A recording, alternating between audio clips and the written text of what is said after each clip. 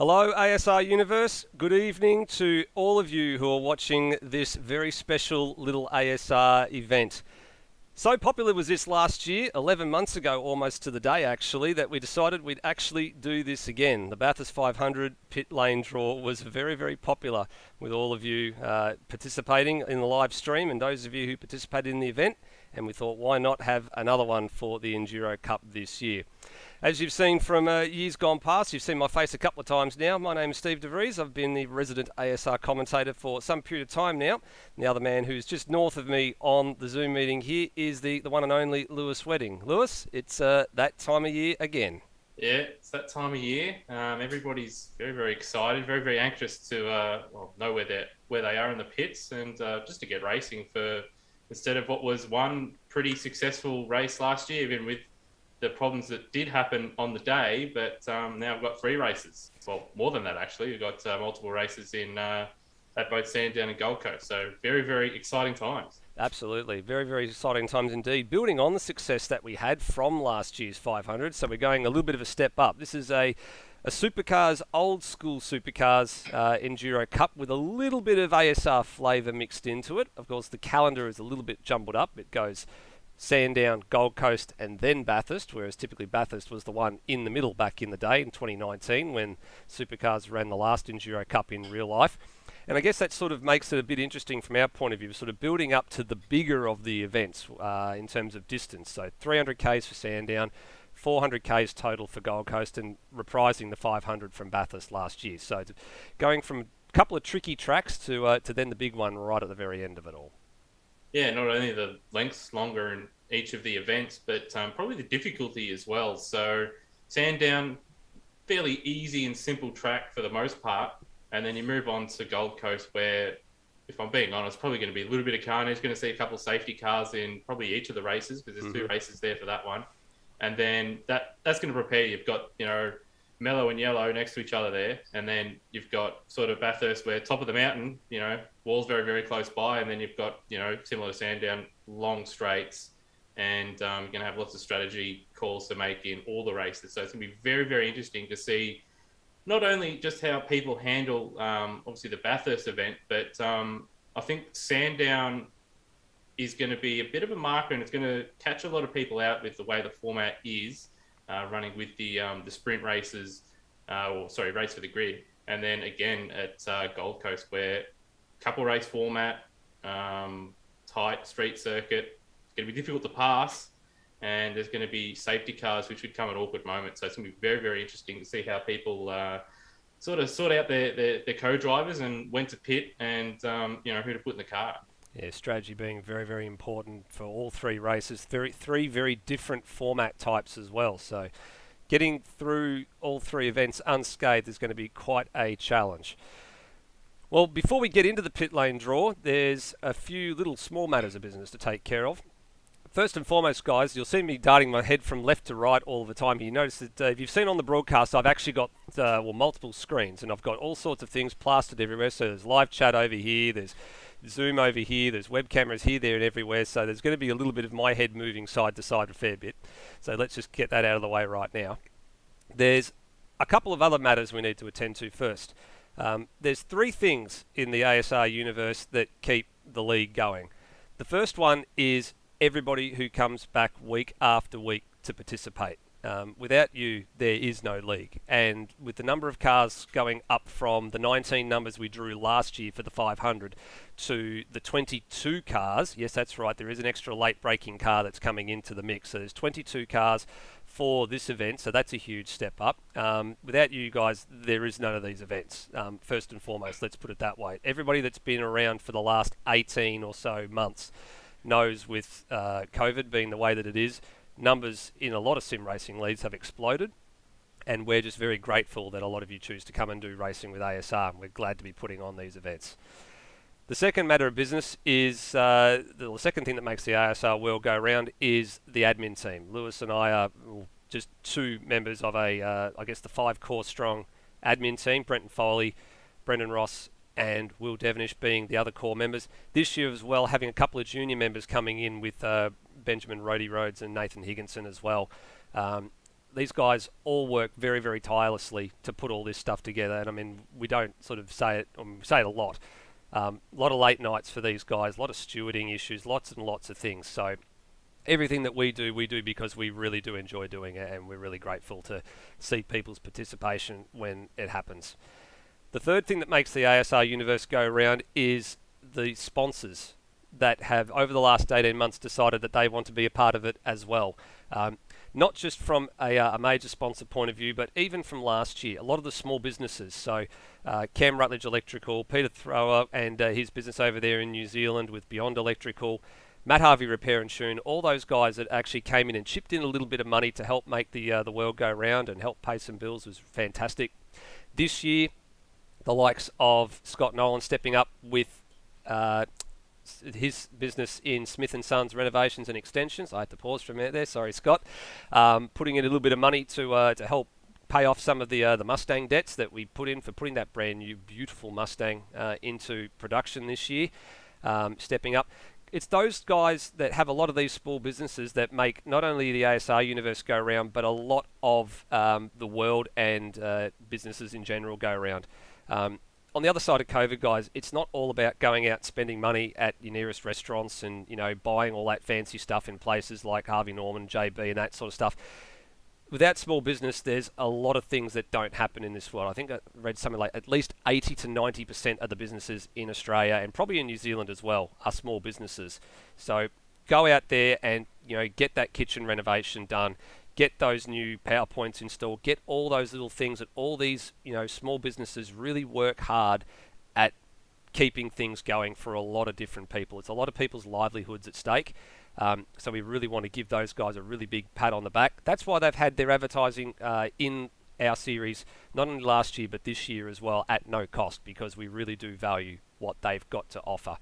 And on top of that, this year, we've actually been really fortunate, specifically for the Enduro Cup, to have not only one, but two great automotive sponsors come on board this year and put in some prize packs. Actually, they're not putting in any money.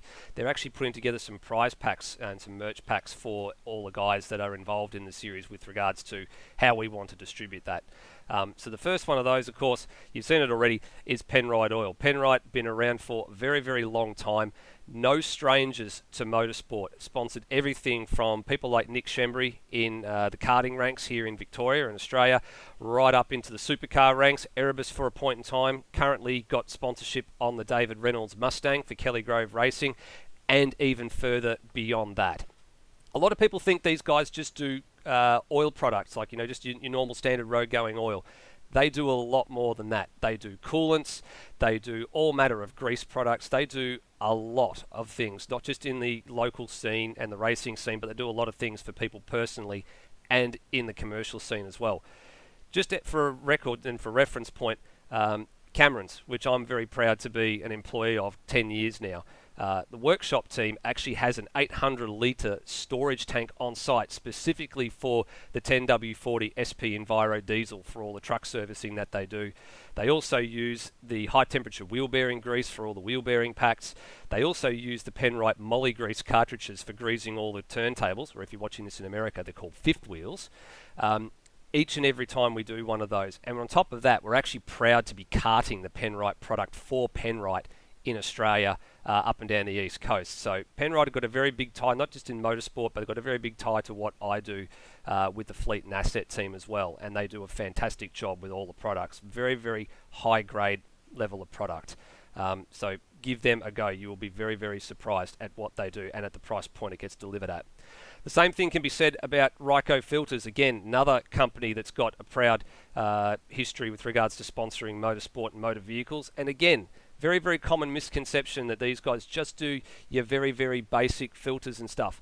Again, couldn't be further from the truth. These guys do everything from oil and air to fuel filters, cabin airs. They do diesel particulate filters, so that's a commercial grade application with regards to exhaust systems, coolant filters, transmission filters. They do everything right from your very, very basic road going car right up into your commercial applications as well.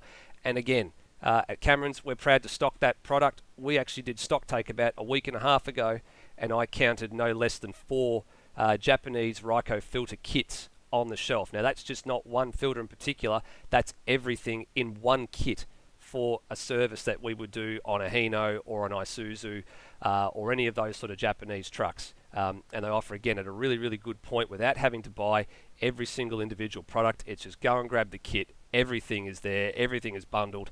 And it's a fantastic package. And what they do for being able to bundle that stuff is really, really good. So we're really happy to have those two guys on board. And by way of mutual introduction, I do want to say a big thank you to Scott Stancliffe for introducing us to those guys a little bit earlier in the year. And the rule was we started out small. We started out with the Enduro Cup. And then depending on what happens with the Enduro Cup, you know what? It might get a little bit more from there. So guys and girls, we do hope that everybody puts on a really good showing for the Enduro Cup, because it's something that we've been looking forward to, not only for a while, but the sponsors that have decided to put a little bit on the table for us as well have been looking forward to as well. Yeah, fantastic for Penrite and Ryko to come on board. And again, yeah, big ups to Scott for recommending us to those brands. And yeah, so that's why you'll see race nights come Enduro Cup, particularly qualifying session at Sandown. You see Ryko at particular parts of the track. You also see Penrite there as well. And then we'll have our existing supercar sponsors with Smith and Sons as well. So just to touch on the a lot of the smaller brands that jumped on board last year for the Enduro Cup and sorry for the 500, and we've stuck with them again because through COVID, small businesses have been really struggling. So when it does open up again, and you are looking to renovate or do whatever you're doing, look at small businesses before you start. Probably looking for the bigger businesses which are safer off. But yeah, once again, big thanks to all our sponsors and those that have sort of donated money to us as a group. We don't really, we're not put ourselves out there for the sponsorship or for any of that stuff, but for you guys to feel that, hey, we want to put our name out there. We trust you, and you guys give us a good platform to advertise. That's fantastic. So we can't thank you guys enough. Absolutely. And not only that, there's a number of drivers that work in businesses and work at certain places that have put their sponsors, or not so much sponsors, but put their business names on their cars this year as well. Even people like Pete Savage works at JB Hi-Fi. He's got that on his car this year. Ben Hall at Harvey Norman, he's got it on his cars this year. So those guys are obviously really proud to be working for those organisations, and a number of them in regional locations as well. So it's not just the small businesses, but some of those bigger retailers also in regional locations. They are big employers of a lot of those people in those areas. So encouraging people just to keep the universe going round. As much as we say, people want to hoard some money, pay off some debt, there's that balance there as well, guys, to keep not only yourselves going, but to keep everybody else going and keep everyone's worlds going around. All right. Well, on to official business now. Here we go. So here's our pit lane draw. So this is what we looked like last year. Of course, we had 19 cars that we drew out. Two of those cars ultimately did not start the race last year, but then we had two wildcards that came in a little bit later on, and we've added the Zach Ross and John McDonald car came in as a 20th entrant, and then we did have the wildcard car, which was car 21. So we did eventually get back to the 19 cars that we had listed for the grid that started the race. This year, as we said before, is 22, so very, very grateful to have an increase in numbers this year. Now, last year, you would have noticed that we drew numbers out of a hat, and they were drawn with bits of paper and actually post-it notes. They all stuck together. So that old school methodology is gone. We're not using that this year at all. We've actually gone with something a little bit different. So here we go. You can see it there on the screen. We have actually gone with a ball pit. So there's my hand, there's my mouse, and all the balls in here, there's actually all the balls you can see there. They've all got some bits of sticky tape with some numbers on them. I've actually pinched those balls from my daughter's ball pit, so she's probably not too happy, but she's in bed right now, so she's not going to know the difference. There's actually 25 balls in this. Well, it's actually an old Schweppes lemonade box. There's 22 cars, and there's 3 blanks. Now, the 3 blanks are booby trap prizes. Well, not so much prizes, but they're booby trap balls, which we're probably actually going to have a drink to when these come out. So if you haven't got a drink already, go and get a drink. I'm doing my best Tim Schenken. I've actually gone with some red wine. So if you haven't got a drink right now, whenever these booby trap prizes or balls come out, we'll have a drink and we'll toast something. I don't know what we're going to toast, Lewis. I'll see if I can dig something up. Yeah. I'll tell you what, I better have one for good measure before we start. Yeah, I'm sure there's some clips somewhere that we can play. that has happened during the year, or even one from last year. So those that are watching better look out. Oh yeah, there's a few people I think are probably going to cop a little bit of a roast tonight. I think a few people are a little bit worried about what some of us have got to say about them, but it's all in good faith, it's all in good fun, and I'm sure a few people won't actually be too stressed when we see what we draw out. There's always some good comments coming through in the live chat about saying you better not balls this one up. Thanks to Phil Gurman, that's really appropriate for this one. And here we go. Well, I've actually got a record too of what numbers we drew last year. So I think without any further ado, Lewis, we might get this thing started. So we'll give the balls a stir. Oop, one's already come out. That's not very good. We'll give the balls a stir, and I'll pick one out in a minute. But which garage are we going to start with? Oh, it's an interesting. Where do we start? I reckon we go number 17. So how many cars? We've got 22 cars. 22. And that's just the regulars. We do have, of course, 3 guest cars as well. So that's why the 3 blank balls are in there to represent the wildcard cars if they end up getting used. I reckon number 17 to start off. All right, so we're going with the DJR number 17. Ironically, this number was drawn 13th overall last year, so a little bit of a different tactic. All right, so now they're going to appear, unfortunately, backwards on the camera here when I bring them up, so you'll find out sooner or later. And you'll probably have to work this one out. So, unfortunately, lucky first car out is car number 23. Is drawn first and clears in garage number 17. So car 23 is the Matt Cecil and Taipan AP Sim Sport Ford Mustang, one of the pairings that is retained from last year, Lewis.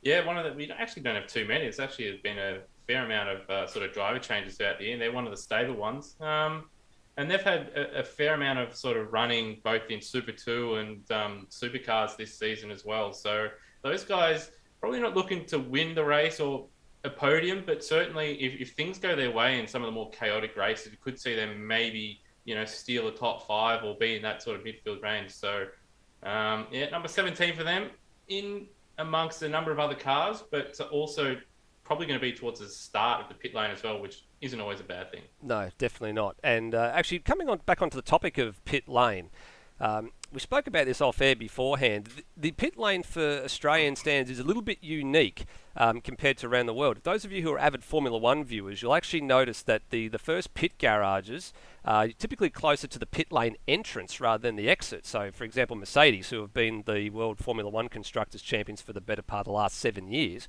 their pit box is actually first as they enter, not first the last car as they exit. So, we're a little bit different in that regard, Lewis. Yeah, we sort of do things, it's the other way around. So we're, upside down in comparison to the rest of the world, and also, I guess, backwards with the way we do our pit lanes. So, if you won the previous teams championship, you're all the way at the far end towards the exit, which not so much of a bad thing. But if there's cars coming out, sometimes you'll have to wait. So sometimes it can pay to actually be towards the start of the pit lane, especially when it's a safety car period. And, lots of cars are coming in and out of the pits, but also with sort of the international stuff, it's not uniform either. Some countries, it's at the front, it's at the back, and it's a bit random. And it's even in the case in Formula One, where one round they might be, or it used to be like that anyway, where sometimes the previous year's constructors champion would be at the start of the pit lane, then at the next round, they're at the end. So a bit all over the place. But over here in Australia and in supercar land in particular, if you won the previous team's championship, you're right at the end. Absolutely. Matt Cecil called it perfectly in the live chat as well. Start and end of pit lane is the best place on race day, less congestion. Basically, he's 100% right. The very first bay in the pit lane, you're straight in approach. You don't have any traffic to worry about negotiating, but then you just got to worry about the traffic over your shoulder. Coming over your left shoulder or your right shoulder in certain cases. And then if you're at the other end of pit lane, you've got to negotiate some traffic potentially to get in, but you've got a nice clean exit all the way out as well. A little bit different too, these 2 pit lanes, or the 3 pit lanes we're going to. Gold Coast and Bathurst is on the inside of the track. Sandown is on the outside of the track. All 3 tracks go the same way. They are all anti-clockwise tracks. So 2 of the circuits, you're going to be using your right mirrors to look to see if you've got traffic coming over your shoulder. Sandown, you're going to be using your left.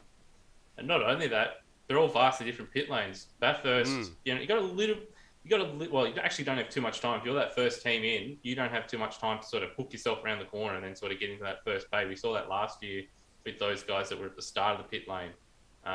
Sandown got a little bit more time. You've got a big slowdown right before it as well. So that's another one to look out for, just the entry alone. And everyone's going to be a lot closer in at Sandown as well. At Gold Coast, you've got it split where the bays are as well. So that's another sort of thing to throw up. That's a bit unique. And then at Bathurst again, bit longer, a little bit more spaced out. Shouldn't be too many issues there, but certainly Sandown with if we do see safety cars, can be very tight in there when everyone decides to pit. But Gold Coast shouldn't be too bad. But yeah, it is a little bit more unique with the split pit bays and boxes and stuff like that. It is. Well, keep this one moving along. Lockie Lock's actually cool because Lockie Lock was in the AP Sim Sport garage last year, so that's actually a garage that was occupied by the other AP Sim Sport car of Lockie Lock and Avenger Ben last year. So here we go. All right, we've got another ball in my hand. Which garage do we go with for this one? I reckon we go number 8 this time. All right, so we go up to number 8. Number 8 was drawn out third overall last year. And, the unlucky number 13. So that's the All-Australian Races crew of Mitch McGovern and Gurjit Mishra. So Mishra, obviously last year, he didn't even complete a stint. I don't think he did more than 3 laps before he ended up, and that was both before and after the red restarts flag, yes. with the red flag. So is that allowed to come back in and disconnect it again? And Mitch McGovern, of course, won the race. So contrasting races for them last year. Hopefully they can meet in the middle a little bit and go fairly well. I don't expect them to be front runners. We do know Mitch is pretty quick. Mishra, he can be a bit up and down at times, but they're going to be very, very solid in that midfield. Absolutely. Mitch McGovern, obviously one half of last year's Bathurst 500 winners. We did say he carried Luke Rosella for a fair portion of that race, I think, didn't we? That was the running bit of goss at the end of the day. He carried Rosella. And Gurjit Mishra, you're right. He had a pretty solid year last year overall. His internet connection issues and storms in the Philippines, I think, were the main problem for him. Since moving back to India, we haven't seen a lot of him in a lot of other series, mainly in supercars this year. But he does seem to have a bit more of a stable connection. So I'm hoping that that's a good sign.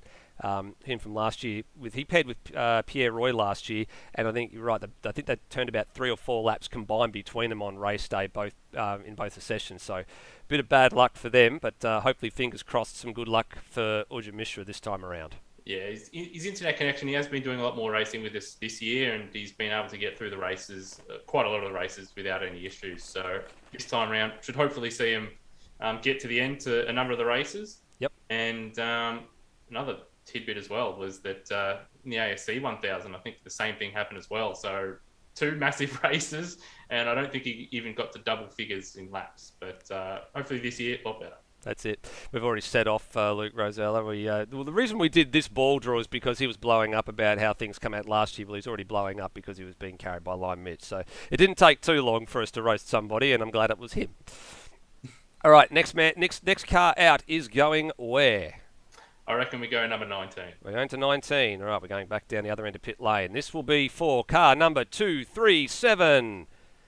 So that is the Lockie Lock Motorsports car. So there's 2 of those cars. There is. Lockie Lock Motorsports cars. This is the team owner and boss, and Justin Cecil. So they're going to be interesting in the midfield. Not too experienced in the main game, but in Super 2, from what I've seen, they stick it out. So in the more attritional races, expect to see those guys just hang in there, even if their car's banged up, and picking up some good points. Absolutely. And good thing this year, they've sort of had to learn a bit of that with Super 2. Both Lockie Lock and Justin Cecil have used that to really good advantage. So with a slightly less damage in Super 2 this year being only at 30%, it was encouraging drivers to keep going, even if they got a few little innocuous knocks or a little bit of damage that they could cope with. Rather than just pull the pin, they were actually able to go, you know what, we can actually pick up a few points here while people will pit and they'll take the damage on, or they've hit the wall too hard. We've only just got a little minor scrape. We'll just keep going and we'll, bank some nice solid points. this is a slightly different pairing compared to last year. Of course, Lockie Lock was paired with Avenger Ben in the AP SimSport card. This is a slightly different change for them. This is interesting though too, Lewis. 3 Fords are the first cars out, so that's a bit of an unusual thing. I wasn't expecting 3 Fords to come out first 3 draws. And there's not so many Fords in the field either. No, there's about 6 or 7, I think. There's not very many at all. So we're halfway through the Fords already. Hopefully the other ones get picked out towards the back end just to sort of even it out. But yeah, a lot of Fords done early. All right. Well, I just knocked another ball out by accident, so we're going to use this one for the next one anyway. All right, where are we going? I reckon go in between. We go 18 here. Going to go to 18. All right. Okay. Well, this will be an unpopular choice for these guys. This is the first of the Nissans to come out. This is car 420. So this is NZ Snipes and Cheese, who had Transmec colours on their Nissan last year. Another one of the pairings that has been retained from last year's 500. Were doing quite well and were beneficiaries late when a number of drivers dropped out for attritional reasons, when the Turras had issues, when Stenberg and McMillan had blown engine on the last lap, and those guys brought that Nissan home 4th. So they did really well. Yeah, they had a really solid run in the race last year, and what's positive for them is that with them doing Super 2 as well as the Summer Series, particularly Snipes, they've improved massively. So, if we get another 1 or 2 of those attritional races, they may even sneak a podium if they get, a little bit lucky. And, we see some of the attrition and front runners DNF like we saw in the 500 last year. So that's going to be an interesting team to look out for.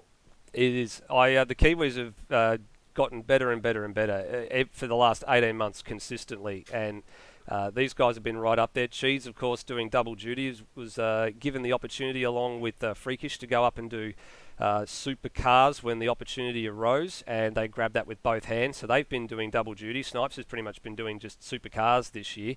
Has snaffled a few top 10s, which he's been absolutely wrapped with. Has had some really good qualifying performances as well. I probably think out of the 2 of them, he would probably be my pick to be doing most of the qualifying sessions for that car this year. But depends on how everybody goes on their own day at each particular track. Yeah, and I think they're going to be one of those cars that, even if they do have a bit of adversity with some damage and stuff like that, they're going to stick with it. We will see, I reckon, that maybe 1 or 2 teams, particularly the faster teams, funnily enough, if something goes wrong, sometimes they're just like, we'll just pack it in. But I think that they're one of those teams, they'll stick at it and just try and pick up points in every one of the races, regardless of, what happens. But, whether they qualify well or not, I think come the races, even though in the shorter sort of not quite sprint races that we've done in the Supercars series this year, I think these longer formats probably just suit them just a little bit better with that additional attrition that will happen in each of the races. Absolutely. Now, I've just been handed a message by Brendan Ross, one of the other admins. He's sorry for seeing this a little bit late, Rossi. He's just said that Daniel Cox is trying to do a designer livery for a Mustang while the live stream's going on. So let's hurry this up because gives him less time to actually try and do it. Anyway. Number 11 here. We'll go number 11. All right, we're going to number 11. Okay, so garage number 11, which was drawn out 10th overall last year, will be for car number 187. So this is a cross Tasman pairing. I think we can probably call this one here, Lewis, between Braxton Stancliffe and Colin Warwick. Penrite Ryco Racing Holden Commodore is the first of the Holdens out of the ball draw. And this is an interesting pairing all over it. You've got a very, very fast seasoned veteran in Colin Warwick here and a very, very fast young bull in Braxton Stancliffe, who is still in that development phase. Yeah, so you've got experience with youth here, but both of them, got a fair amount of pace. Braxton, in his own right on his day, can be running in the midfield in the main supercar series. And then you've got Cole, who is a front runner in ASC as well as ASR. So that team, if things go their way, Braxton's able to keep his nose clean, and Cole just does what he does. They're a chance at podiums and possible wins if things go their way. So they're a bit of a dark horse. But we could see them, have an up and down series as well. So they're going to be ones that are going to be really interesting to watch. Yeah, very dark horse, I think. I'm probably penciling them for at least a top 5, somewhere in one of the 3 long-distance races. Technically, it's 4 races because the 400 for Gold Coast is split into 2 200k races. So I'm putting them down for at least a top 5 somewhere in there. And you're right, if things go their way, they can snag a podium or 2. There's a good haul and chunk of points in there for how the points are all structured. So let's keep a close eye on that one because I'll be very interested to see how they perform and how they communicate with each other as well. Yeah, going to be an interesting pairing, that one. All right, let's grab another one out of the ball here. All right, which garage do we pick for this one?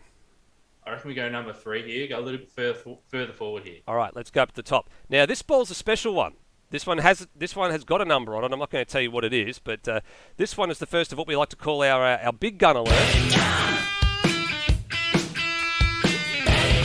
There you go. Thank you to Brian Johnson and ACDC for that one. This is car 718, the car that was in garage spot number 1 last year. Another one of the teams and pairings that has been retained. Tim Redmond and Scott Stancliffe. They are the big guns because they were the Kiwis' almost great white or great silver hope last year. And I think, I'm trying to remember this now, that I think, weren't we talking to one of them when the other one blew the engine? Yeah, we're talking to Scott Stancliffe had just gotten out of the car, and Redmond was on a lap.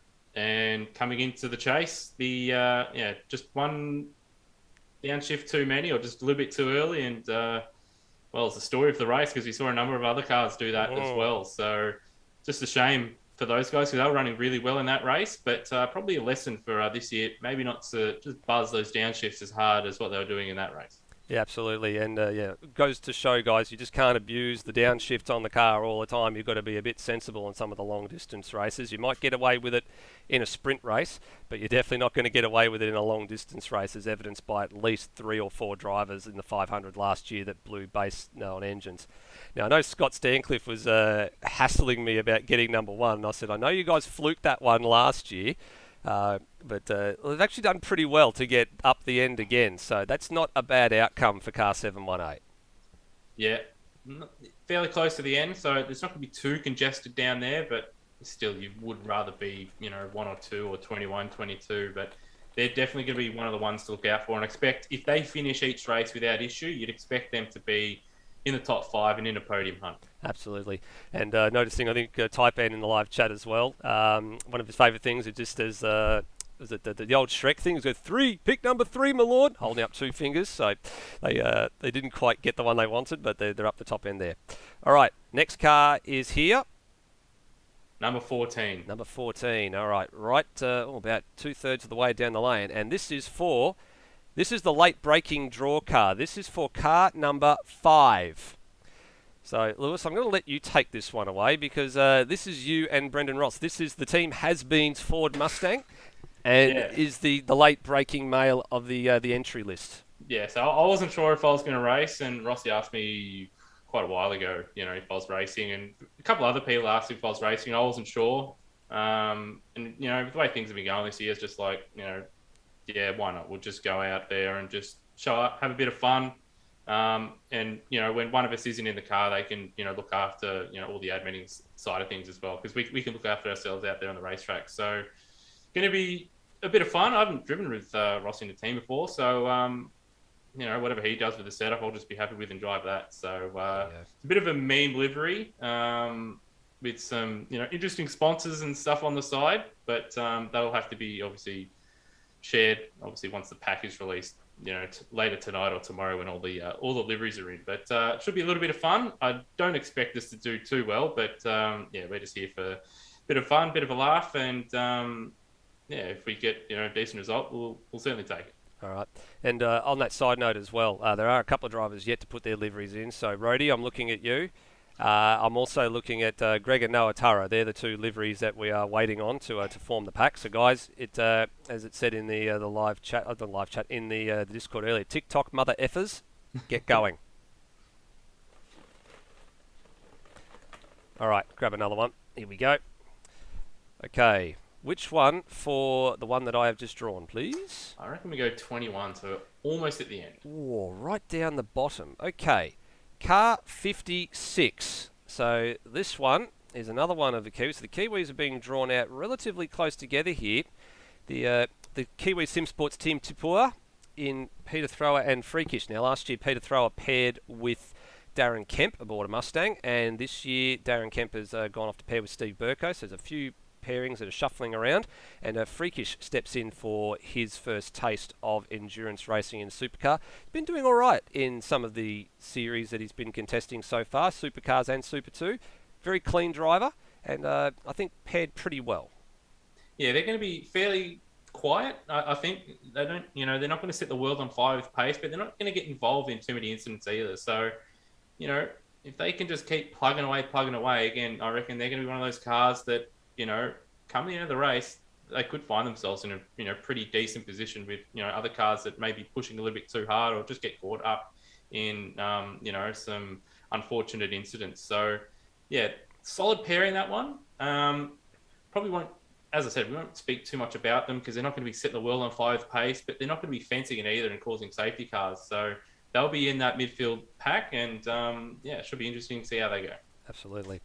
Keep moving along here. Got a fair bit of time to go. Let's grab another one. Okay, next one, please. I'm going to go right next door. We go to 22, right to the back. Oh, who gets the one that comes in from the bottom end of pit lane? That belongs to car number 50. That's the RSM Blackshaws entry with Steve Warwick and Cuz. That's a very, very nice draw for the two good mates and two of the elder statesmen in ASR, Steve Warwick and Cuz Berenguela. The RSM Blackshaws Holden Commodore. Good pairing this, I think. They know each other very, very well, not just from racing in ASR, but from racing in ASC as well. Steve Warwick is actually a bit more of a fan of the GT cars than he is the supercars, but he does drive both very, very well, very, very smartly. And while probably not going to be threatening podium finishes, top fives, top 10 is a possibility again on the day if others seem to trip over their own feet. Yeah, they're going to be a pretty handy pairing, and Cuz on his day can be quite quick. So they're going to be ones that if things fall in line for them, solid top tens on the cards for those guys, and it's nice and easy for them as well. They can just drive straight into the pits, and they don't have to worry about sort of driving around cars in the pit lane. So nice and easy for them, particularly at Sandown, where it's going to be pretty busy down there. Yeah, especially with Sandown being a very, very short approach, basically coming in off the racetrack, up and over the little hill and onto the flat, and then the pit is just right there. So they don't have to worry about any of that. They can actually use that little apron that goes down the back of the pits to the back to basically just come right in, come nice straight in approach, no issues whatsoever. Same at Bathurst, same at Gold Coast. They haven't got any of those worries at all now. They've just got to be looking over their left and right mirrors, as I said before, just to make sure they know that nobody's coming, so they don't get an unsafe release penalty when they come back into the fast lane. So they've got one of the prime spots in pit lane, as you said last year. Short way in, but long way out. Yeah. All right. Rosella clearly not happy again. His car hasn't come out, so I don't know. His car came out quite late in the piece last year as well, so I don't think we're ever going to satisfy the poor dude. Anyway. Okay. Next car, please. I reckon number 4 here. Number 4. Oh, right. Okay. Up next to Tim Redmond and Scott Stancliffe for car number 19. Ben Hall, John McDonald. Absolutely. So this is a bit of a different pairing. So John McDonald, last year with Zach Ross, they came from 18th on the grid in the Bathurst 500 all the way to a podium finish. There was a major beneficiary of the late race engine let go from the Stenberger Macmillan car, and we took 2 months to get the shoey out of him, but we finally got it. And he now pairs with Ben Hall, who's been slowly getting a little bit better and a little bit better over the course of the years. He's done a bit more and a bit more racing. So started out sort of toward the back, and he's actually in some of the other cars like Minis and ARCs. He's found himself with some top 10s. There's been a couple of podiums thrown in there for boot as well. So he'll come into the series with a little bit of confidence, I think. Yeah, looking at how he's performed in other series, I think he'd probably be a little bit disappointed, not front wheel or front engine car. Yeah, front engine cars kind of thing. Because in the Minis and front wheel drive cars, he's very quick. Supercars, he's struggled just a little bit, but he has gotten better as the years gone on. So they're going to be an interesting pairing. McDonald, I think this made one of his only. Well, I can't remember him actually doing a race this year with us. So it may be not 12 months, because I believe he did some stuff over the summer with us, Mm. but it's been quite a while since he's done a race with us. I And think there's an the ARC race in there. I think maybe a couple of weeks ago, if memory serves me correctly. It but might be. but yeah, like he's been out of the ASR game for a bit of a while, and Enduro's come along and he's back, so it's good to see him back. And again, I mean, that team could do just about anything if Hall can sort of put it all together, and McDonald can probably put in a little bit more practice than what he did for the 500. They should be could be quite good there in the midfield. Absolutely. Yeah, Nathan Higginson in the live chat's called it pretty perfectly as well. We never got a shoey out of Zach Ross, even though after John McDonald did that shoey and he did say, Zach Ross, you're next. We never ever got one. Zach's left the Discord. So let's just put it out there now. Zach Ross owes us a shoey as per John McDonald. So spam. Spam everything. Get him going. Yeah, make sure next time he jumps on Discord, he's got 500 private messages. Yeah, absolutely. Okay, let's draw the next one out. All right, I reckon we go number 2 here. Number two. Oh, so we're edging closer and closer to the top end of town.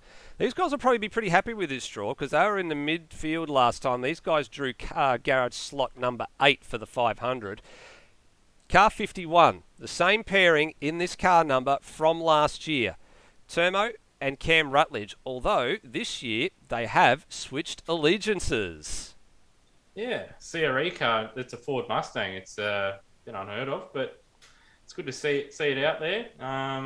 Actually got the livery at least set up, and yeah, they're driving an old Ford Tickford Racing Glenn Seaton car of I think 2001 or 2 there with the white and sort of torn paper look. So it's a nice looking livery, and they've got some CRE stuff there on the sides. They're going to be again very very solid, and Termo's one that's been improving quite a lot.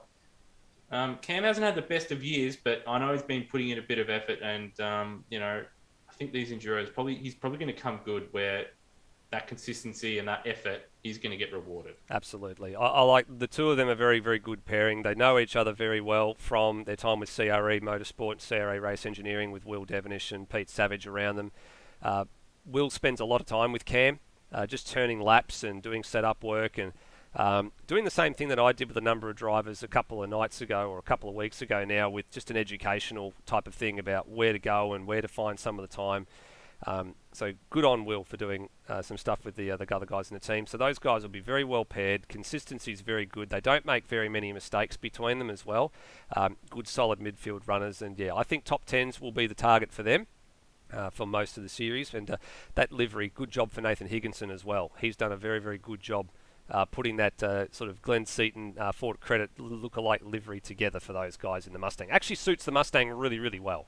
Yeah, it's one of those liveries that a lot of the AU liveries seem to suit the Ford Mustang, which is quite good for those that do like those retro styles. All right, here we go. What's the what car are we going to, or what garage slot are we going to put this one into? I reckon we go to Ultimate 9 here, number 9. Ultimate 9. Okay, well this is another one of the big gun alerts. What's Neil Crompton got to say the answer about to that in a moment when the big guns come out. Here we go. Well, those guys will be happy that Crompton actually decided to call them the big guns because it's car 2. So car 2 in garage slot number 9 is Luke Rosella and Kurt Stenberg. So Luke Rosella, one half, or the other half, of last year's Bathurst 500 pairing that won the race. And, the very, very quick Kurt Stenberg. What else can we say? Yeah, so I can't remember the supercar standings offhand, but obviously these guys have been first and second in the supercar championship pretty much all season long. Kurt Stenberg, credentialed sim racer. Luke Rosella, when he's been with us, has been quick and he's getting quicker. These guys probably just edge the ERT team of Griggle and Woods. This team's going to be very tough to beat. Both drivers very, very quick. But we have seen these guys do have, every now and again, it is rare, but they do have the odd round where things, do sort of fall apart with them a little bit. So going to be interesting. But I do expect those guys to, qualify at least in the top, on the front row, you'd expect. And then, it's all a matter of, them being consistent, which you'd expect them to be. So going to be interesting, but being in the middle of the pit lane there, could see some shenanigans, trying to get in and out of the pits, particularly at Sandown, where it's going to be very, very tight. Correct. When it comes to the Gold Coast as well, I think it's sort of garages 9 and 10 roughly where that split is in the pit lane, because one part of the building is a little bit bigger compared to the other part of the building. So they might actually be sort of right on that secondary split where they can come in at the Gold Coast and have a nice straight in. So we're yet to try and work out all those numbers. So they might have a little benefit to be gained at the very notorious Gold Coast street circuit that could play into their advantage as well. But in terms of if we were looking for a bookie's favourite, these guys would be right up there with about 2 or 3 other teams. So, of course, we all got to preface this by saying we don't condone gambling, but if you do, please gamble responsibly. But they would be sort of the top 2 or 3 teams looking for line honours overall in the series. Yeah, that's certainly been the $1 to $2 bracket. That's for sure. Oh, absolutely, by a country mile. Okay, here we go. We have to draw out one of the booby cars yet, so we haven't actually drawn any of them out just yet, so we'll keep going. All right, we go number 10 here. All right, number 10, right next door. So this will be the first of the ERT cars. This is car 266 that goes into this slot here.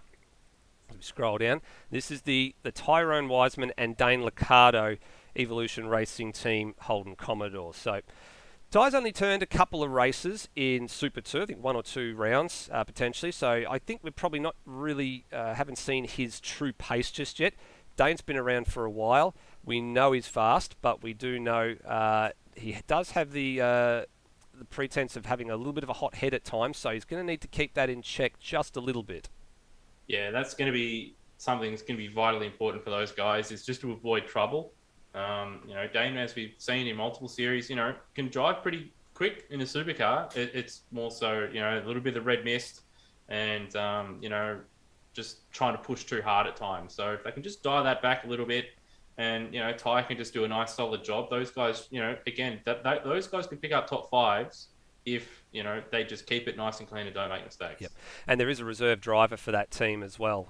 Brenton O'Brien is going to be racing with Dane Liccardo, I believe, at least for Sandown, from what I understand.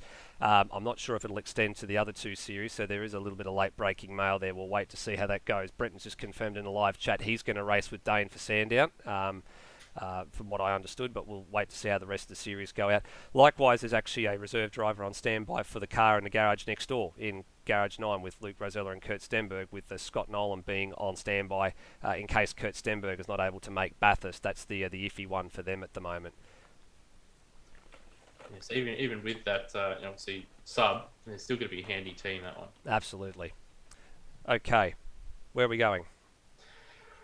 Well, I reckon we go number 5 here. All right. Well, we can't go number 5 because we've got a little bit of a problem. We've drawn a blank. All right. So for all of you at home, that means we take a drink. And that means, you know what? Let's, in honour of doing drinks, let's have a look at, let's remind ourselves of last year's most famous drink. Here we go. Alright, so because I won the one of the best moments of the Bathurst 500 or whatever, and I've owed a shoey for a long time, I've chosen this old soccer boot, which still has dirt on it, just to make sure that none of you guys go, oh, he's using a clean shoe or whatever. And I've only got this, which is straight JD, 40% alcohol, so if I spew or then yeah, okay. Oh, that's a lot, fuck man. Alright, cheers boys.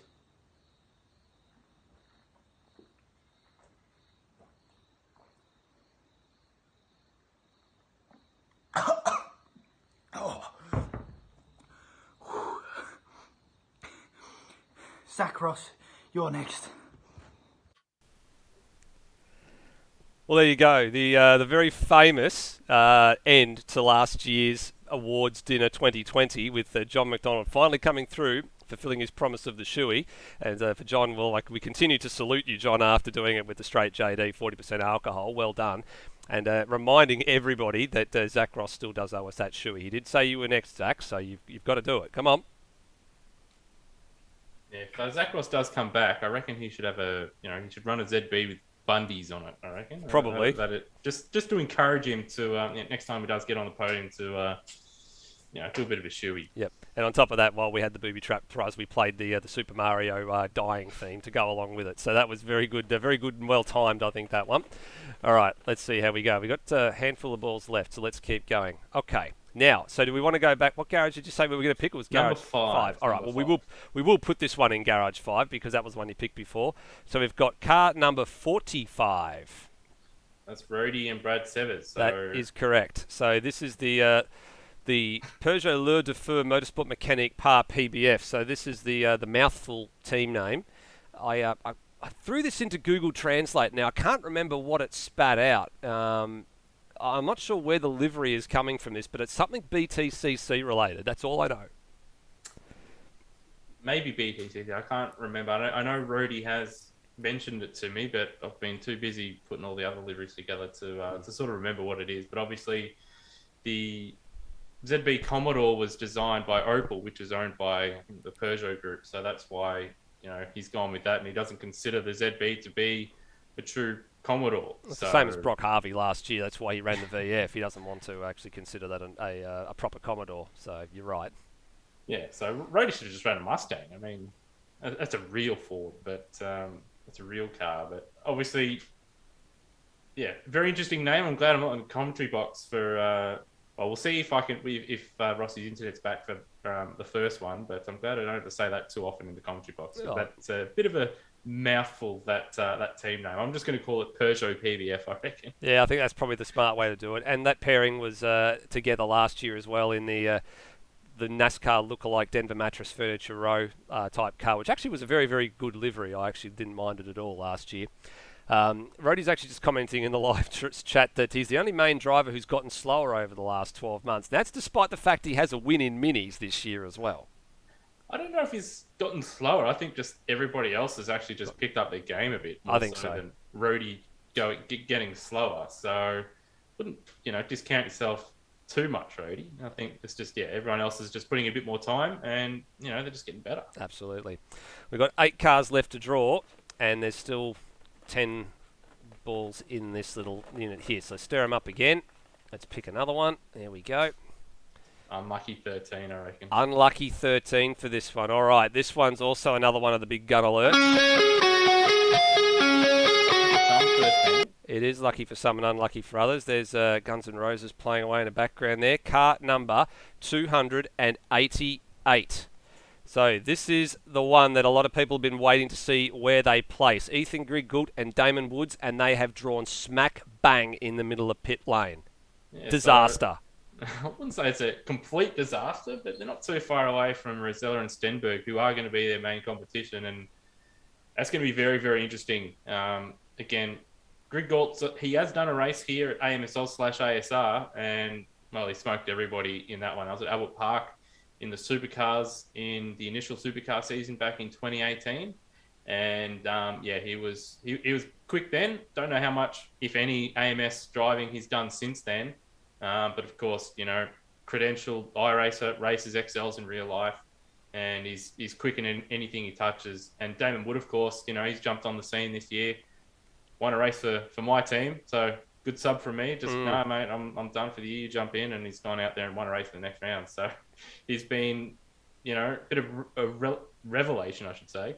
And again, that's going to be a very good pairing, and I expect there to be titanic scraps between them and car number 2 in this one. I reckon it's going to be very, very exciting. I think so too. And you're right, Damon Woods, no stranger also to real-life racing, doing Formula Ford this year as well, along with another one of the drivers yet to be drawn out just yet. So I actually must remind myself to go down and say hello to Ethan next time at the Vic State Series.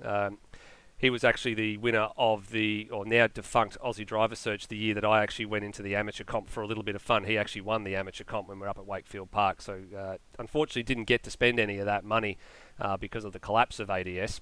I was actually in the last race, I believe, that he ran in what was AMS Oz back in the day. I think it was Albert Park. I know he won that race in Supercars by a country mile. I think he was driving a Kelly Nissan, I think, if memory serves me correctly, on that day. He might have done the round after as well. It's at Simmons Plains. I can't recall, but I do remember being in the Albert Park race with him all the way back in 2018. And you're right, I don't know how much AMS running he's done since, but if the rumours that we are seeing about doing 6s for Sandown are to be believed, look out. Yeah, that's mighty quick. That's a certain alien pace. But I do believe Albert Park was his last round, because I actually won that next round at Tasmania. So if he was racing, I don't think I would have won that race. Okay. All right. Next garage, please. I reckon go number 6. We're getting closer to that number 1, but number 6. We are getting closer to number 6, and well, here we go again. We've drawn another one of these. Sadly, another blank. We've drawn another blank. So let's have another drink, ladies and gentlemen. Catch our breath. And you know what? We've just had a drink. Let's have a drink actually to the admin team that have put in all the effort that they've done in the last few years. Because one thing that the admin team actually doesn't have a lot of is downtime. One thing that they did do, actually I did this, I actually put dinner on for all the guys that were based in Victoria. Rossi was the only odd one out because he's based in Queensland, unfortunately, so he's seen this photo, he knows what's going on here. There was dinner at my place, and then we decided to have a little fishing trip. And that's our definition of fishing right there. We're pulling out Penny's little fishing game, and all the admins were very, very competitive. Even the wives and girlfriends had a go there as well. And we all took turns at seeing who was the best at fishing. Lewis, I think you still keep claiming you thought you were wrong for that one. It was one of the best things about the night was the drinks were flowing, the food was good, and then we decided to go fishing. Yeah, so again, it's just a story. Myself, Adelaide Crows fans, and just being robbed in general. So I should have won that one, but oh well, that's just the story of 2020 for me, or 2021 for me. I think just keep getting robbed here, but no, it's a good night, and hopefully when things open up again, we can have another one of those nights soon, and hopefully at some point Rossi can come down from up north up there. Yeah, up from Mackay. I think he's due for a trip down south, but we'll have to get the borders open first and go from there. All right, so it was Garage 6 that you elected to draw out, and we will put Garage number 6 to good use now because we have got another one of the big guns that's just been drawn out. Thanks to Skid Row there. And we've just drawn car number 10. So car number 10 is Will Devenish and Peter Savage. Again, another one of the pairings from last year that has been retained. Ironically, the team name is Bogged Down Motorsport, and well, if you don't need to be any stranger to work out why that team name has been chosen by those two gentlemen, because they have their fair share of start line troubles. Yeah, I thought my starts were pretty bad, but then I sort of figured them out. But those guys they've never done it.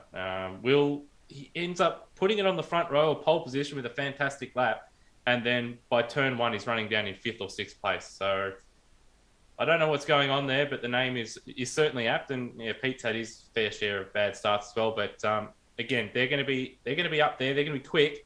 Yeah, it's going to be very, very interesting to see where they pan out. And if let's just say there's flag to flag green running, you'd probably expect those guys to be at least in 3rd place there. So they're going to be a very interesting combo. But particularly in the sprint races at Sandown, it's going to be vital that they actually get good starts because it's not long to sort of get those positions back with, I think, only a dozen or 15 or so laps in those races to the grid. So they could find themselves starting for the main race in 5th or 6th place, and then if they get another bad start, for the first half of that race, they could find themselves down, in 10th place, at the end of lap 1. So yeah, you're right. They are going to have to work on their starts. They should be practicing starts more than probably doing laps at this stage, just about. Yeah, you're not wrong. There's only 10 laps, those 2 sprints as well. So it's very, very important not only to qualify well, but to race well. These guys, their race pace is very, very strong. Qualifying pace, very, very strong. But just the starts is what's been letting them down. And this one might be a coin flip as to who actually qualifies. I'm actually slightly leaning towards Pete a little bit here. If some of his performances this year have been anything to go by, he can pull an absolutely magical lap out of the hat when he wants to.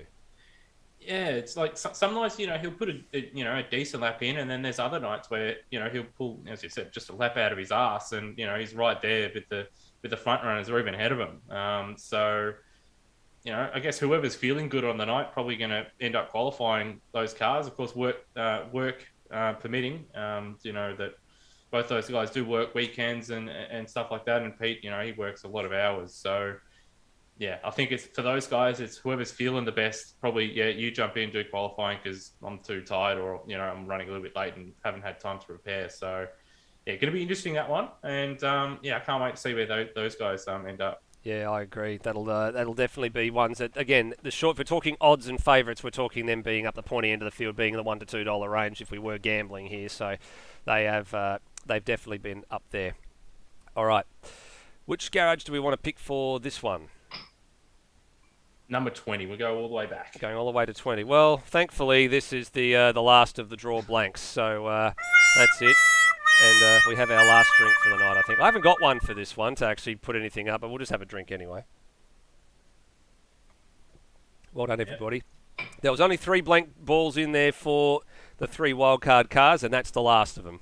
Thank goodness for that.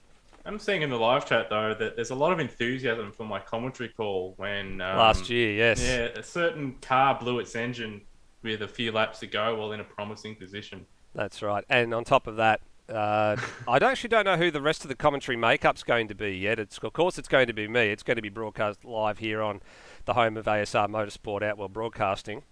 But Brock Harvey's even put his hand up to commentate Sandown, which is looking very, very good. Michael Flubman-Zalavari, with a bit of luck, might be available as well. So we'll see how we go. That's the commentary lineup's yet to be finalised for that one.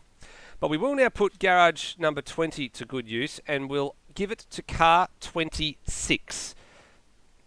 So car 26 is the father and son pairing of Greg and Noah Turra. Again, they were paired together last year, and they paired in a petty rivalry motorsport Ford Mustang. These guys have been really good this year in GT3. Apart from a couple of strategy miscues on pit lane, which they're going to which they won't have to worry about this time because they don't share a pit boom; they just share the car. They won't have to worry about that, but just getting the strategy right for them, I think, will be fine. And they were in a strong position last year as well. They were running top 5, top 6 before their Gremlins ultimately struck in the 500. Yeah, so they're not going to be the fastest cars, particularly, they're more GT runners, but their experience with the longer races that we've had at ASR and AMSOs, it'll, prepare them quite well for the races going forward, and also help them with strategy as well. So they're not going to be a duck, out of water, or fish out of water, I should say, when it comes to, pit stop strategy and safety cars. I know there's going to be a number of the Super 2 runners that haven't experienced it, but, they've seen it all in, obviously, last year's 500, and then in all the GT3 running that they've done over the years, really. So they're going to be an interesting lineup. And again, if things fall their way, they could be a team that does snag a top 5 if safety cars, strategy, and a bit of attrition go their way. That's right. Greg, of course, getting his first ever ASR win earlier this year at the very second round of the GT3 World Championship at Estoril. He's come very close a few times before that. I remember you picking his pocket at Suzuka. I think it was back in 2018. I went and found the replay of that the other day and had a good look through that. And he's been close on a number of occasions. He's got 2 or so wins this year, and he's at the pointy end of that GT Championship, one of the closest GT3 championships we've had in the 4 years of the group. So he's found his groove, Greg Turra, and he could have a good run. I think those guys have a good run. Torp Racing, the name Torp Racing is a bit of a weird one. Whenever I think of the word Torp, I think of football. Yeah, torpedo punt. Yeah, massive Torp.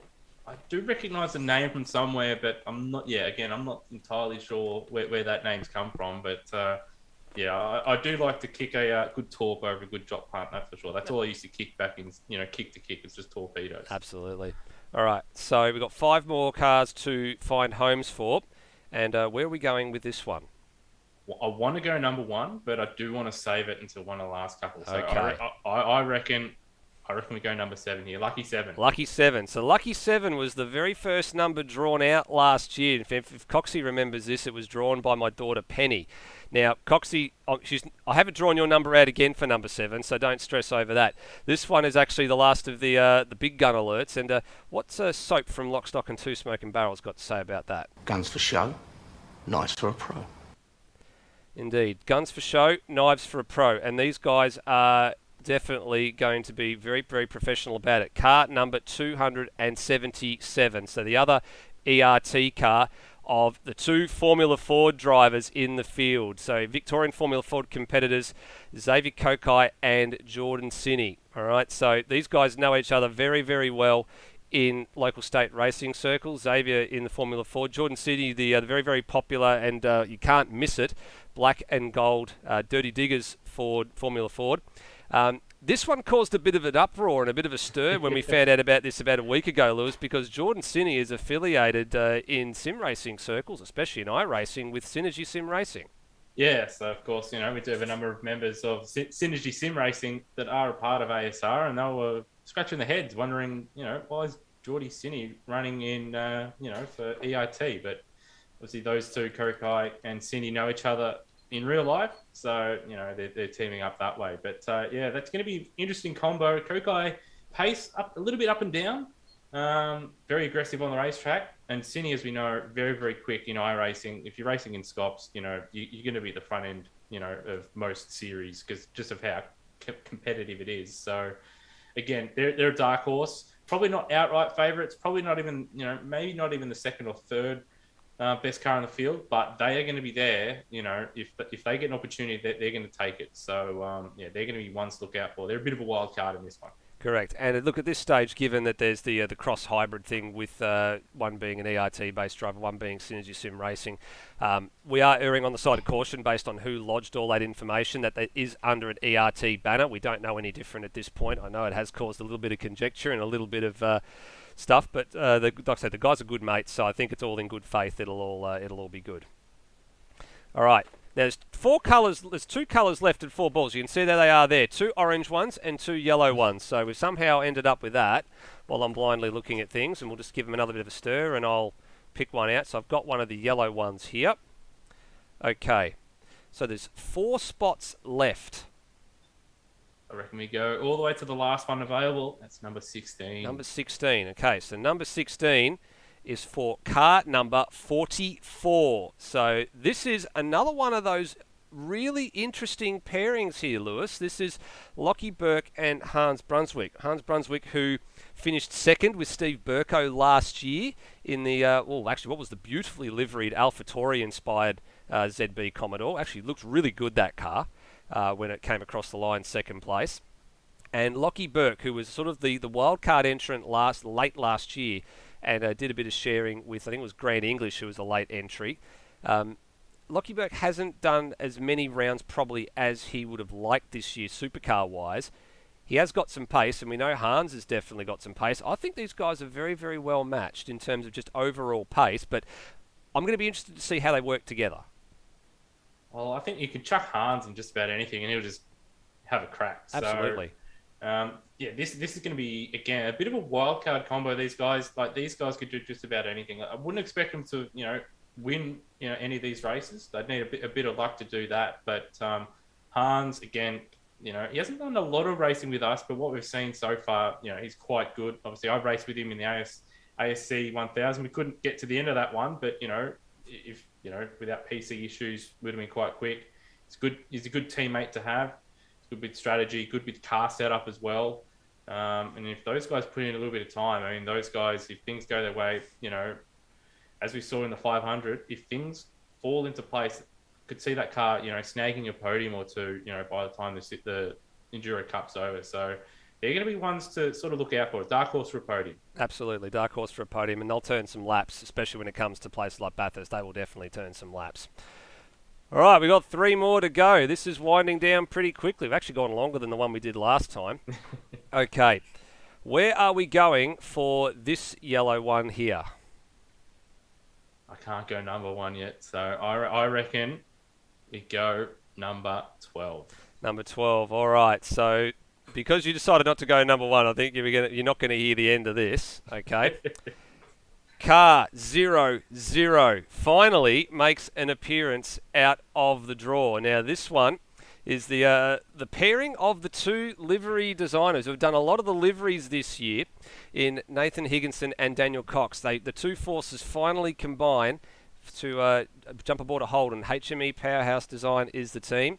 Daniel Cox, current Super 2 points leader. Nathan Higginson with a Super 2 win. Finally, his first win in ASR competition under his belt this year as well. What do you read into this pairing, Lewis? What's your initial thoughts? Well, Cox, as we've seen in Super 2, very, very solid, but he's actually been trying to do as much practice as he can without driver aids in the lead up to this. So his pace hasn't quite been what we've normally seen in like the last Super 2 round and probably in the practice server, but he'll get better. Higginson, Nathan, I do love him, but like he's a bit inconsistent. He's a bit too wild with that right foot of his. So he's going to have to dial that back a little bit. If he's able to do that again, they're going to be ones that can pick up some top 10s, but it's all about the consistency for them. And I do worry just just a little bit with Nathan, you might just get a little bit too excited at times, particularly at somewhere like Gold Coast, where you are going to be leaning on those rear tires quite a bit. So, going to be an interesting pairing. It's quite a nice looking car that they have, and I wish them the best. But yeah, going to be an interesting pairing, but wouldn't expect too much out of those guys. Probably they'll be hoping for a couple top tens, I reckon. I think you hit the nail on the head there. The livery they've got gone down the same avenue that Stenberg and McMillan did last year with the split livery design, the old BAR Honda Formula One thing, split straight down the middle. You've got Daniel Cox designs on one half, you've got HME design on the other half. So that's a little unique livery to keep a look out for. And I was getting a bit worried about it too. I think you're absolutely right. Nathan Higginson's right foot is a little bit of a problem for this pairing. But I think I found the solution to straighten that problem out. I think when they come in for the first pit stop, they're going to have to add some Viagra to the tank of that car, and it'll just go completely straight. Might help Higo in some other areas as well. I think just taking some lead off his right foot would probably be the easiest form of straightening that car out. But anyway, yeah, they do say you remove the object that causes the problem in the first place, which is the right foot. But I'm still going with the Viagra. Anyway, okay, so I'm just going to draw this one out here. So we've got two more left. Now, I know which two cars are in here. I've done the math in my head. I know which cars haven't been drawn out yet, and I've got the first one in my hand. So is this the one that goes number 1, or is this the one that goes number 15? I reckon we leave number 1 until last. I reckon we go 15 here. Alrighty-o. Keep in suspense. In suspense. Okay, so there's 4 gentlemen sitting in the live chat, I reckon, right now that are trying to work out. They know who they are. They know one of them is going to get 15 and one of them is going to get 1. The guys that are going to get number 15 is that car right there, car 074. Ollie and Boak, the men who are getting the band back together. Although I'm struggling to work out who's Joliet Jake and who's Elwood Blues, because that's a Blues Brothers reference, getting the band back together. But good to see Phil Boak's back at it again with Brenton Foley, the two good mates getting it on. Yeah, certainly good to see Boakey back out there. Obviously, he's been busy with new addition to the family. Absolutely. So hopefully that's they're all going well and stuff like that. But yeah, fantastic to see him out there. And if they're able to do a little bit of practice, they can do some damage in this series. So, Brenton Foley hasn't had probably the best prepared season that he's had, compared to ones in the past. But on their day, both those guys quite handy in the supercar. So again, they could, nick a couple podiums maybe if things go their way and they're able to, put a bit of practice in. Absolutely. And yeah, big congratulations to Phil and Sarah Boak for the second arrival earlier this year. For the addition to their family, they grow to 4 total, got 2 kids now, so great to see, and hopefully good to see that he's going to be able to get his sim rig back up and running. Well, you can see there, ladies and gentlemen, there is only one ball left. It is coloured orange, and I can tell you now that I know precisely who this is. The team that gets garage number 1 is car number 7. So this is Steve Burko and Darren Kemp have snaffled the top spot in pit lane. The C7 Motorsport Nissan comes out with the ideal optimum pit lane position. So Steve Burko, second in last year's 500, is a good and handy driver to have. He's definitely someone you want in your corner if you're ever going into bat in an Enduro Cup. And pairing with Darren Kemp, an interesting choice to go with Darren Kemp. Darren's definitely got some pace, but he's had a few little dramas this year that he's sort of working on cleaning up, but on his day, he's very, very quick and he's very, very good, I think. So a good match pairing, I think, here. Yeah, they're going to be good pairing.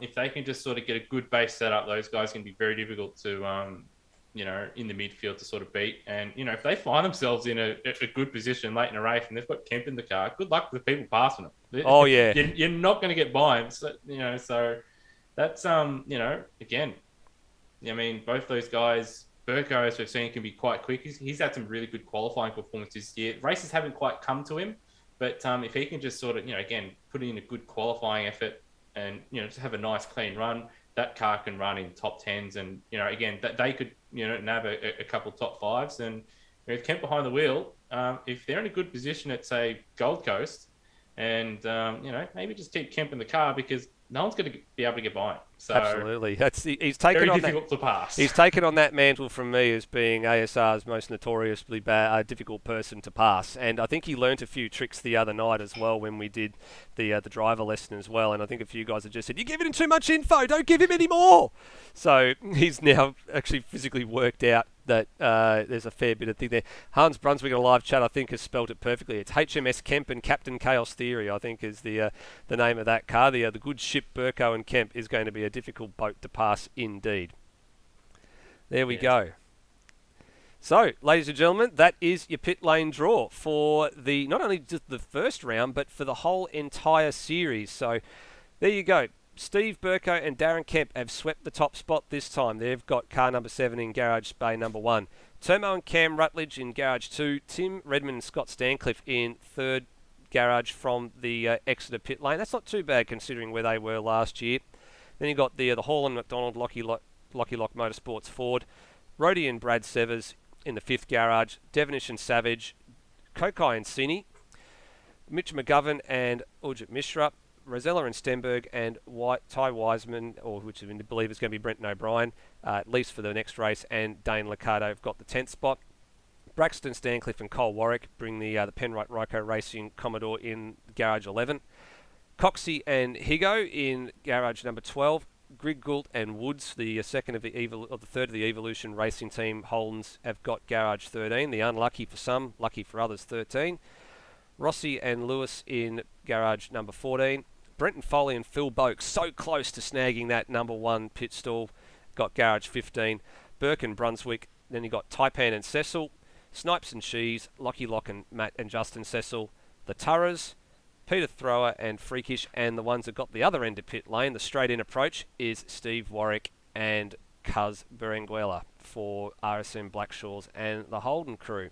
So good job for everybody for getting those liveries in. Now, just to tidy up a couple of small points, guys, don't forget that there is 1 or 2 people still to get some liveries in, so they will need to be done ASAP tonight so we can get that stuff over and done with. And the other matter of business that needs to be taken care of too is the start times for the Saturday night. So we're just going to go over and have a very quick look at the calendar just to see how that is going. And by overwhelming demand, it is going to be the evening time slot for that little sojourn on Saturday. So that means probably around 5 p.m. Melbourne time. The official practice for 2 hours will go up, which means that the live broadcast will start probably about 6:50 p.m. Eastern time. We'll go straight into qualifying at shortly after 7, and we'll get the 2 grid races underway on the Saturday night. Prime time slot. If you're thinking about watching the AFL finals, probably think again. You might be watching that. You'll be racing. And then we'll go into the Sunday at about midday or lunchtime. We will get the actual 300-kilometre endurance race underway.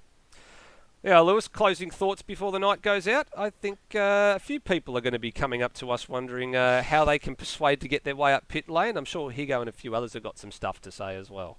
Yeah, well, they can just suck it because it's not happening. So they can offer money and sex and what doesn't matter. Sex? Where you are, what are you on about?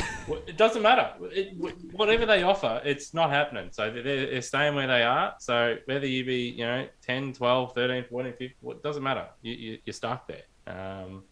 So, yeah, they're not going to be changing, but we do have a couple of liveries to come in. I did get a message mid-broadcast from Greg Tara saying that he was planning to do it on Friday, but, some family stuff got in the way. So I will be getting that tomorrow. So the pack will be out tomorrow with, of course, all the updated liveries, as well as a couple minor updates to VH files, as well as, obviously, Greg Tara and Rhodey's liveries. So I haven't even got Rhodey's yet either. So still a couple to come in.